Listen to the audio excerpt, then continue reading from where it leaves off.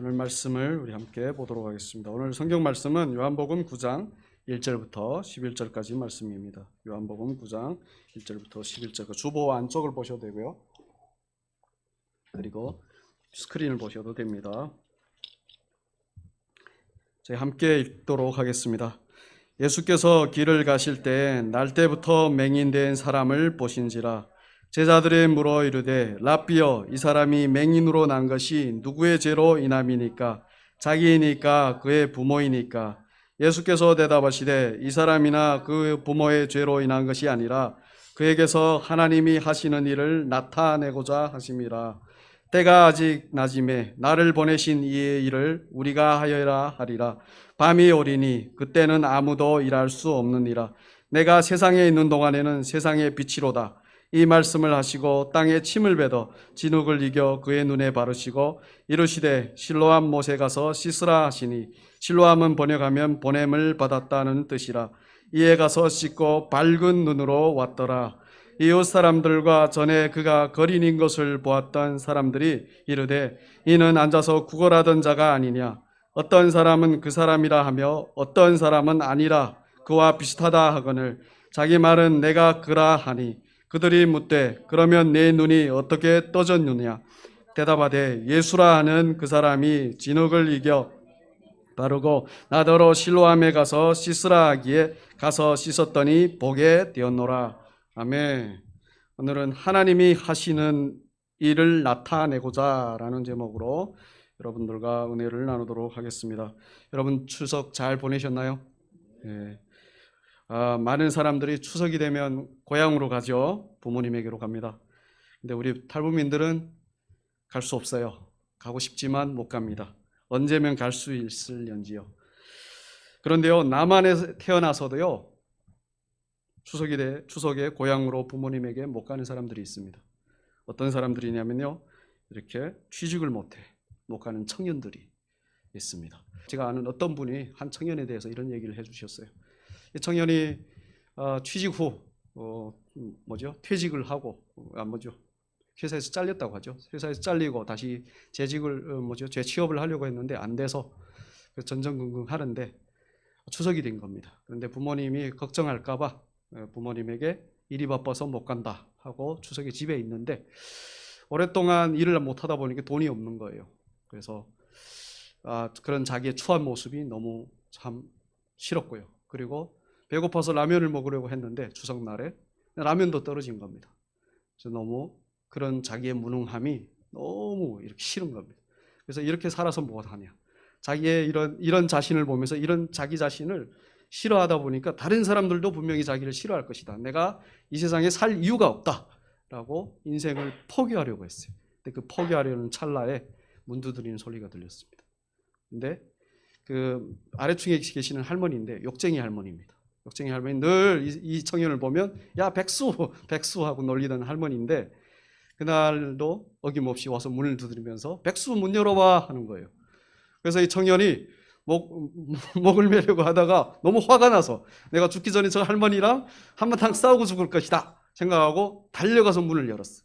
근데 갑자기 이런 큰 꾸러미가 가슴으로 확 들어오는 거예요. 그러면서 할머니가 이런 얘기, 야 백수 혼자 공상 떨지 말고 밥이나 먹어. 네 엄마가 보내준 거야. 그래서 청년은 그 꾸러미를 들고 집 안으로 들어왔어요. 열어보니 맛있는 음식이 가득 담겨 있었습니다. 그 음식을 먹는데 청년의 두 볼에는 뜨거운 눈물이 하염없이 흘렀어요. 그 청년이 자기 자신을 하찮은 존재로, 자기는 무능한 존재로, 이 세상에 필요 없는 존재로 여길 때 그 어머니는 변함없이 그를 사랑하셨어요. 아들이 추석에 혼자 밥이라도 챙겨 못 먹을까 봐 그 음식을 보내왔던 겁니다. 그 청년이 자기의 그 인생에 대해 실망하고 자기를 포기하려고 할 때 그 어머니의 사랑이 담긴 음식이 바로 문 앞에 와 있었던 것입니다. 오늘 말씀이 이 내용과 비슷한 이야기입니다. 비참하고 소망 없는 한 인생에게 하나님의 은혜가 임하였음을 말해주는 말씀이에요.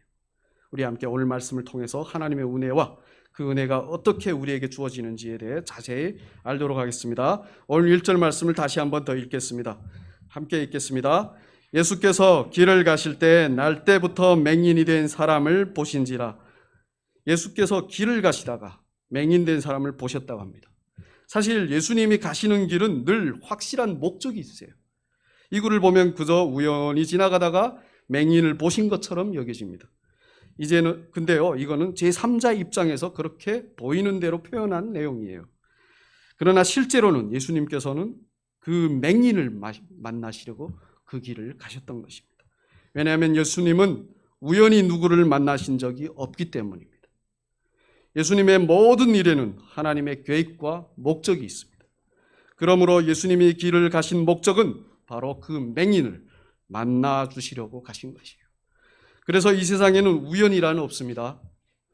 이 세상의 모든 일들은 하나님의 계획과 목적 안에 있습니다. 우리의 인생도 마찬가지입니다. 창조하신 하나님의 계획과 목적에 의해 우리의 인생이 있는 것입니다. 만약에 하나님의 계획 밖에서 어떤 일이 일어난다면 그것은 불가능한 일이에요. 그 일이 일어나는 것을 하나님이 모르고 계신다면 하나님은 모든 것을 창조하시고 다스리시고 또 전능하신 하나님이 될 수 없습니다. 예를 들어 저희 집에 자녀가 태어났는데 부모인 저희가 모른다고 생각해 보십시오. 말이 되겠습니까? 말이 안 되죠. 마찬가지로 하나님이 모르시는 일이 발생한다는 것은 말이 안 된다는 겁니다. 그래서 우리 예수님은 우연히 그 맹인을 보신 것이 아니라 작정하시고 가셔서 그를 만나셨다고 제가 말씀드리는 겁니다. 그런데요, 말씀에는 어떤 맹인이라고 나오죠? 네, 날 때부터 맹인된 사람이라고 합니다. 맹인은 태어나서 눈이 점점 안 좋아져서 맹인이 된 경우와 태어날 때부터 맹인이 된 경우가 있습니다. 오늘 말씀에 나오는 맹인은 태어날 때부터 맹인이었습니다. 그러니 그는 단 한 번도 이 세상에 어떤 것도 눈으로 본 적이 없어요. 한 번도. 맹인의 눈앞은 늘 무언가가 어렴풋이 아니면 어둠으로만 되어서 있는 겁니다. 우리처럼 눈에 보이는 것으로 무언가를 상상할 수 없어요. 그래서 귀로 듣고 냄새로 맡고 손으로 만져서 추측하는 것들을 가지고 나름 사물을 상상한답니다. 그런데요, 우리가 눈으로 보는 것과는 전혀 다르게 상상하겠죠. 그렇죠? 예를 들어 우리가 보기에 예쁘다고 하는 꽃은 맹인들은 냄새를 맡아보고 그런 냄새가 나는 것이 예쁜 거구나라고 인지를 한답니다. 아무튼 맹인은 우리와는 전혀 다른 기준을 가진 세상에서 사는 것입니다. 그들도 우리의 세상을 그냥 자기 나름대로 그냥 상상만 해요. 그런데요, 실제로 사는 세상과 자기가 상상하는 세상이 다르면 얼마나 고통스러운지 아십니까? 모두가 세상은 이렇다 저렇다라고 말하는데 자기는 그 세상을 볼 수 없고 늘 어둠 속에서만 있어야 하니 얼마나 괴롭겠습니까? 저는 맹인들의 그 괴로움을 하나님을 믿고 싶은데 믿어지지 않는 사람들의 그 괴로움과 비슷하다고 봅니다. 그리고 당시에는 맹인을 하나님의 저주를 받은 사람으로 취급했습니다. 그래서 사람들은 맹인이 된 사람을 비웃고 멀리했죠.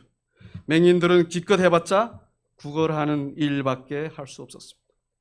더 이상 별다른 소망이 없는 거예요. 그 인생이. 하나님을 원망하면서 그는 그냥 그렇게 그런 어둠 속에서만 있어야 하는 자기의 운명을 받아들일 수밖에 없었을 것입니다. 그런데요, 그는 몰랐습니다. 그럼에도 불구하고 하나님은 그를 사랑하신다는 거죠.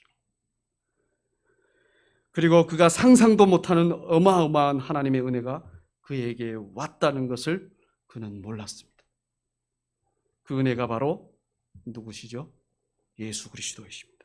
그분이 맹인을 찾아오신 것입니다. 맹인으로 숨이 끊어질 때까지 그냥 그렇게밖에 살 수 없는 그 인생을 새로운 인생으로 바꾸시려고 예수님께서 그에게 친히 찾아오신 거예요. 여러분, 우리도 그냥 그렇게 살아야만 하는 막막한 인생 속에 있을 수도 있습니다. 더 이상 다른 소망은 생각하지도 못하는 절망 속에 있을 수도 있습니다. 뜻대로 되지 않아 원망과 불평이 가득한 인생일 수도 있습니다. 하나님의 은혜에 대해서는 상상도 못하는 그런 비참하고 어두운 인생 가운데 놓여 있을 수도 있습니다. 그러나 우리는 기억해야 합니다. 그럼에도 불구하고 하나님은 우리를 사랑하신다는 거죠.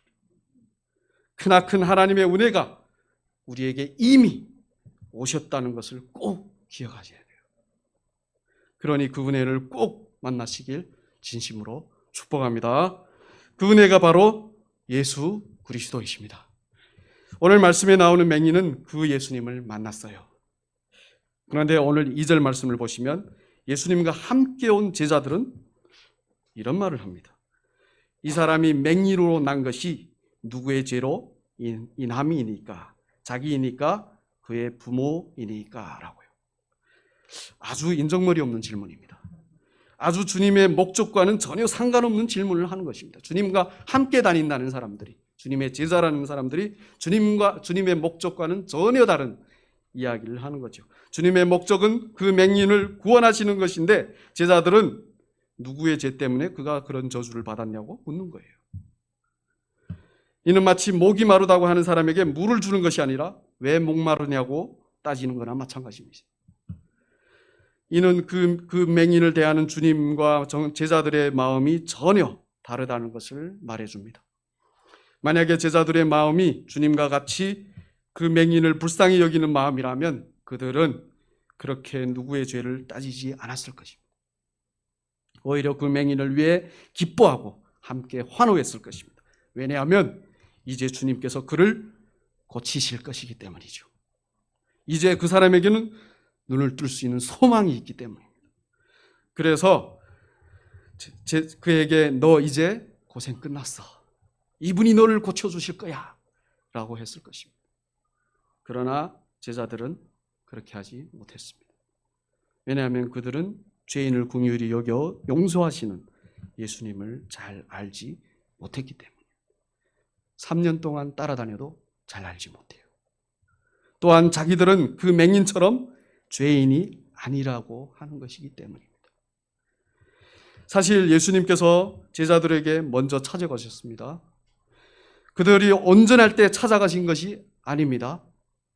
그들도 죄인으로 있을 때 예수님께서 그들에게 찾아가신 것입니다. 그런 은혜를 받고도 기억하지 못하니 그런 소리를 하는 거예요.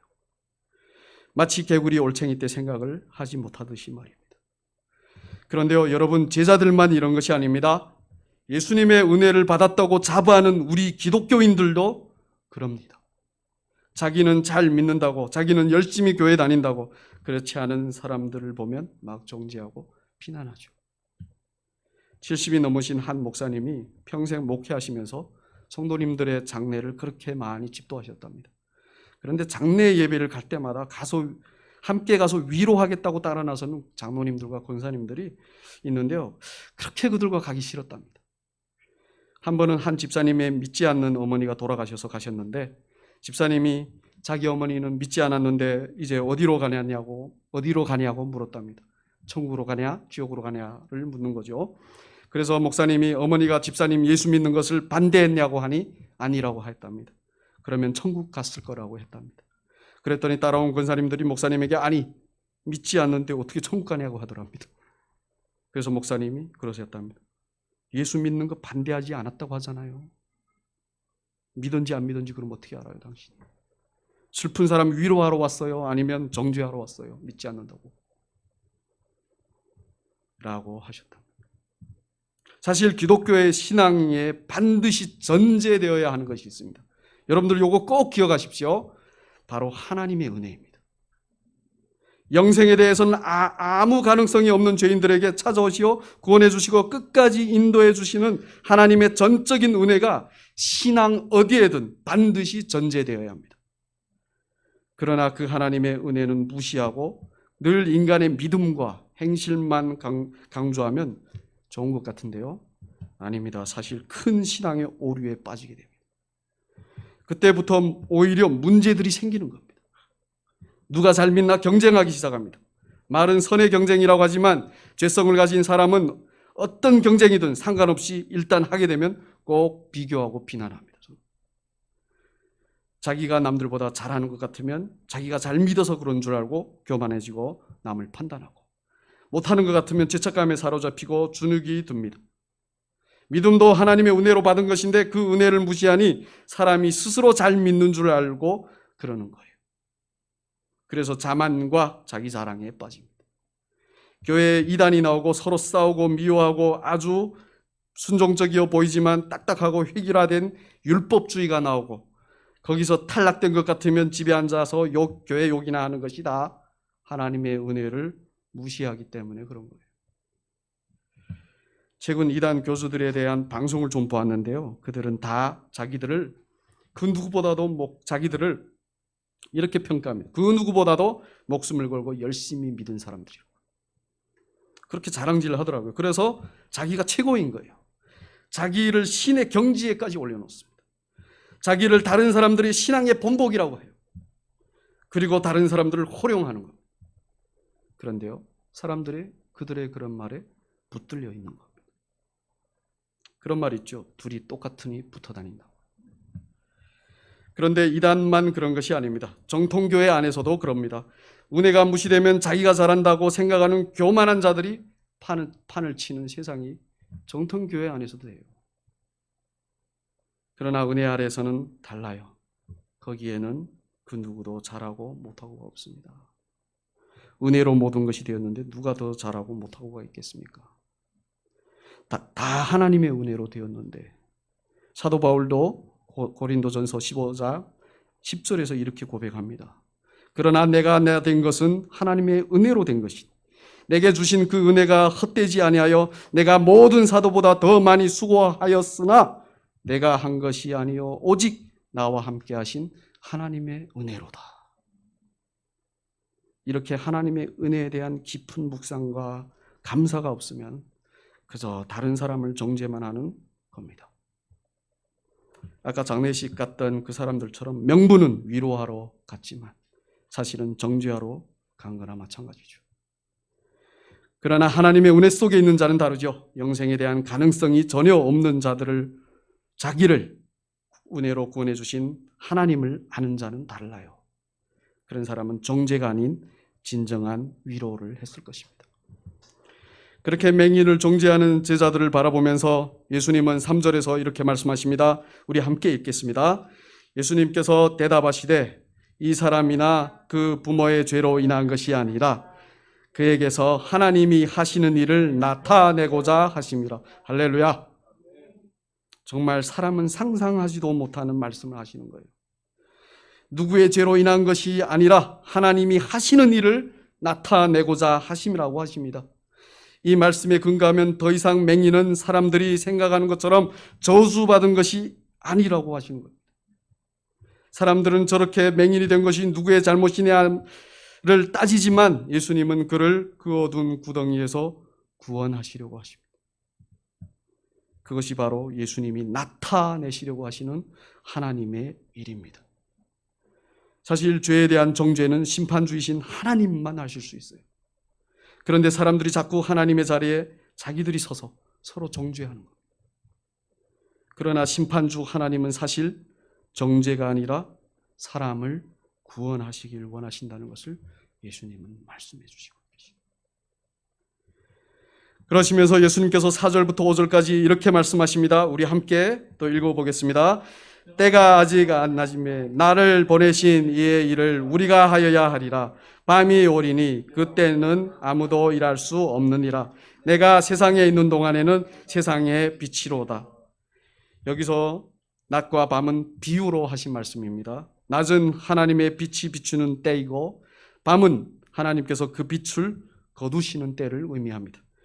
그 하나님의 빛은 바로 예수 그리스도라고 말씀하십니다. 그래서 예수님이 이 땅에 계신 때가 바로 빛이 비추는 낮이니 그래서 하나님의 일을 한다고 하시는 거예요. 사실 지금도 예수님의 빛이 비추는 때입니다. 예수님께서 십자가를 지시고 부활하신 후 승천하시어 다시 오시는 이 기간 전체를 예수님의 때라고 합니다. 이 때를 낮이라고 하는 거예요. 그래서 주님은 지금도 성령으로 하나님의 일을 우리 가운데서 나타내시는 것입니다. 우리가 지금도 예수님을 믿는 것이고 그래서 믿는 자들이 나타나는 것입니다. 지금도. 그러나 이런 예수님의 은혜의 때도 언젠가는 끝난다고 하십니다. 밤이 온다고 하십니다. 밤은 은혜로 믿은 자들에게는 영원한 안식을 누리는 천국이지만 믿지 않는 자들에게는 영원히 어둡고 괴로운 가운데서 보내는 지옥입니다. 이 말씀을 하신 후 6절을 보시면 예수님께서 그 맹인에게 하나님이 하시려는 일을 나타내십니다. 직접. 그런데 그 일에 대해 설명하기 전에 먼저 짚고 넘어가야 하는 것이 있습니다. 바로 예수님과 제자들을 만난 그 맹인의 입장입니다. 말씀에는 안 나오지만 맹인의 입장도 있어요. 맹인은 자기에게 찾아오신 예수님을 어떻게 생각했을까요? 아까도 말씀드렸지만 당시에는 맹인을 하나님의 저주를 받은 존재로 여겼습니다. 그래서 불쌍하다고 하는 사람들도 있었지만 병신이라고 놀리고 괴롭히는 사람들도 있었습니다. 사실 맹인의 입장에서는 자기에게 다가오는 예수님의 무리를 두 종류의 사람들로밖에 생각할 수 없었습니다. 좋은 사람들이면 자기에게 돈을 주려고 하는 사람들일 거고, 아니면 자기를 놀리고 괴롭히려고 하는 나쁜 사람들로 여겼을 것입니다. 맹인의 입장에서는 얼마나 조마조마했겠습니까? 한쪽으로는 돈을 받을 것에 대한 기대와 다른 한쪽으로는 괴롭힘 받을 것 같은 불안함이 그의 마음에 동시에 있었을 것입니다. 이 두 가지 외에 다른 것에 대해서는 전혀 생각할 수 없었을 것입니다. 생각할 수 없어요. 그런데 뜻밖의 일이 일어납니다. 우리 함께 6절과 7절을 한번 읽도록 하겠습니다. 이 말씀을 하시고 땅에 침을 뱉어 진흙을 이겨 그의 눈에 바르시고 이르시되 실로암 못에 가서 씻으라 하시니 실로암은 번역하면 보냄을 받았다라는 뜻이라. 이에 가서 씻고 밝은 눈으로 왔더라. 아멘. 날 때부터 맹인이었던 사람의 눈이 밝아졌습니다. 기적이 일어난 거죠.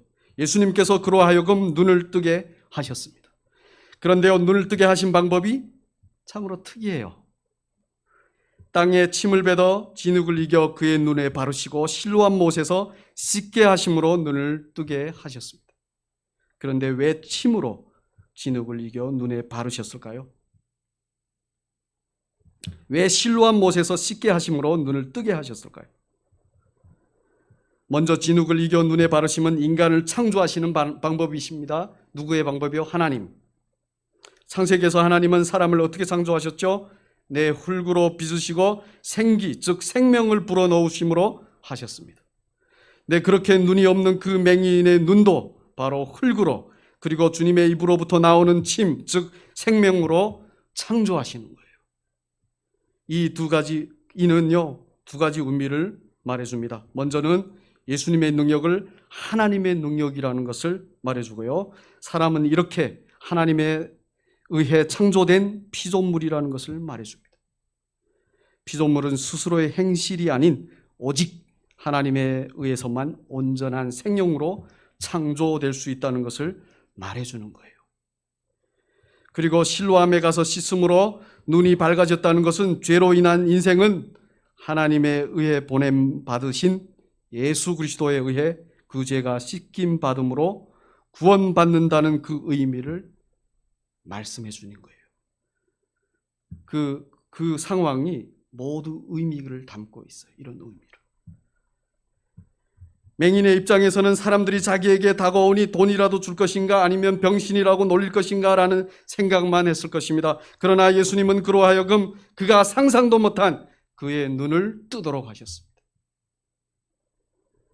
여러분, 우리도 늘 어떤 일이 닥치면 좋다 나쁘다로만 따지는 경향이 있습니다. 그러나 하나님은 그 일을 통해 우리의 눈을 뜨게 하신다는 것을 잊지 마십시오. 최근 옆에 교회가 들어와서 우리가 기도하던 앞에 방까지 다 쓰기로 했어요. 저는 이런 상황을 하나님께서 허락하셨는데 그저 우리 교회에 좋은지 나쁜지로만 고민하고 있었습니다. 그런데 오늘 말씀을 준비하면서 하나님께서 우리의 눈을 뜨게 하시려고 이 일을 허락하셨구나를 깨달았습니다. 우리가 좋은지 나쁜지로만 생각하는 그것이 아니라 우리가 상상도 못하는 것을 하나님께서 보게 하시려고 저 교회가 우리에게 왔다는 것을 깨달았습니다. 그러니 여러분들도 그렇게 기도하십시오. 하나님께서 우리 사랑교회가 하나님 나라를 보는 눈을 뜨게 하시려고 저 교회를 보내셨다는 사실을 믿게 해달라고 기도하십시오. 인간적인 관점으로 보지 마시고 하나님의 관점으로 보시면 이해가 될 것입니다. 우리의 삶도 마찬가지입니다. 우리는 발생하는 모든 일을 우리에게 좋고 나쁘고로만 따집니다. 그러나 이제부터 하나님께서 그 일들을 통해 우리의 눈을 뜨게 하신다는 것을 기억하십시오. 사실 이 세상의 일들은 좋고 나쁘든 그저 맹인이 어두운 가운데서 그것들을 느끼는 것처럼 어두운 세상의 것들밖에 안 돼요. 거기에서 눈을 떠야 우리가 진정으로 봐야 할 하나님 나라를 볼 수 있는 것입니다.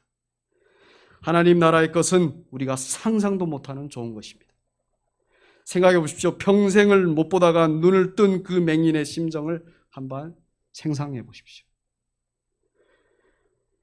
말로 설명할 수 없었을 것입니다. 그 황홀함을 어떻게 설명하겠습니까? 듣고 냄새와 손으로만 겨우 추측하던 것들을 이제는 두 눈을 뜨고 밝히 볼 수 있게 되었으니 얼마나 기쁘겠습니까? 마찬가지로 하나님께서 우리의 눈을 밝히시어 보게 하실 그 하나님 나라도 상상할 수 없을 정도로 황홀한 것입니다. 우리는 보이지 않는 그 하나님 나라를 늘 그 맹인처럼 추측해 왔어요. 그래서 늘 하나님 나라에 대해 긴가민가하죠. 하나님 나라에 대해 별로 생각 안 하고 살잖아요.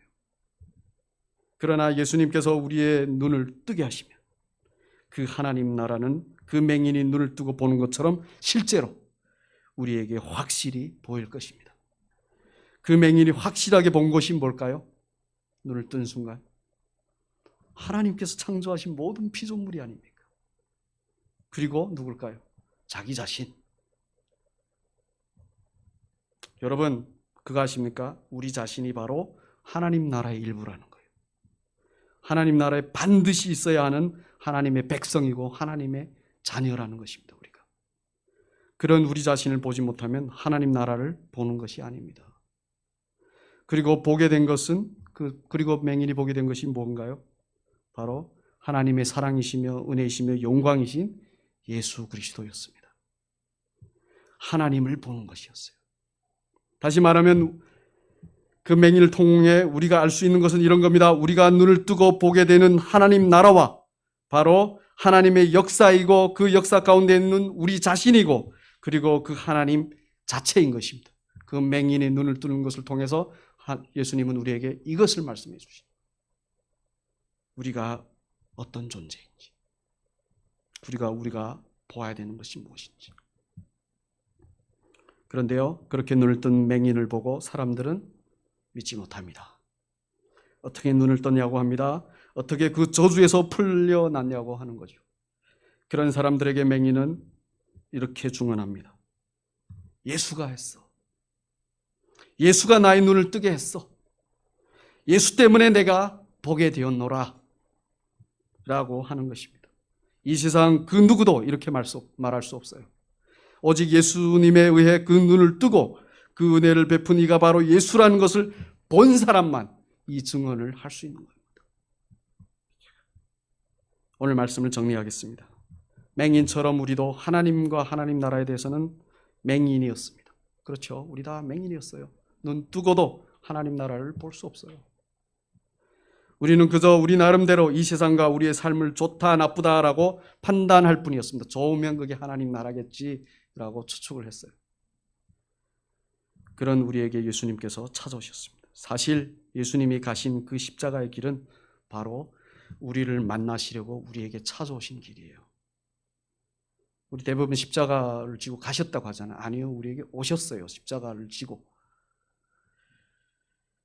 그리고 말씀으로 자신이 십자가에서 흘리신 보혈로 그리고 성령으로 우리를 씻기심으로 우리의 눈을 밝히셨습니다. 이제 우리는 보게 됩니다. 하나님의 말씀을 깨닫게 됩니다. 하나님께서 창조하시고 다스리시는 만물을 통해 알게 됩니다. 하나님의 사랑과 은혜를요. 그리고 그 사랑과 은혜를 받아 하나님의 자녀가 된 우리 자신을 봅니다. 예전에는 우리가 어떤 존재인지 몰랐습니다. 이 세상에 우리가 왜 이렇게 존재하는지도 몰랐어요. 그냥 가진 것으로나 가지고 싶어하는 것으로 우리 자신을 정의했을 뿐입니다. 그러나 우리는 그런 존재들이 아니에요. 하나님의 영광을 나타내는 하나님의 자녀들이고 이 세상에 하나님의 자녀들로 이 세상에 있는 것입니다. 우리의 정체성이 무엇인지 똑똑히 알아야 됩니다. 우리는 하나님의 자녀다. 비록 삶 속에서 여전히 희로애락을 경험하지만 예전에는 그저 좋고 나쁘다고만 본 것들을 통해서 이제는 하나님이 하시는 일, 즉 하나님의 영광이신 예수 그리스도를 보게 되는 것입니다. 그분만이 우리를 어둠 속에서 구원하시는 우리의 빛이십니다. 그러니 그분을 믿고 의지하시길 진심으로 축복합니다. 그리고 우리도 그 맹인처럼 그 빛을 보지 못하는 사람들의 눈을 밝히는 이 세상의 빛이 되는 것입니다. 하나님의 자녀요, 이 세상의 빛으로 우리는 이 세상에 있는 것입니다. 그게 바로 우리의 정체성입니다. 기도하겠습니다.